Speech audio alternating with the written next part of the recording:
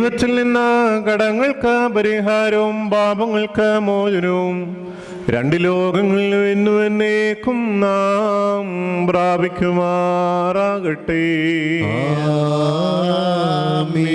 ബലഹീനനും പാപിയും ദാസനുമാകുന്ന ഞാൻ ഇപ്രകാരം കീർത്തിച്ച് ചൊല്ലുന്നു.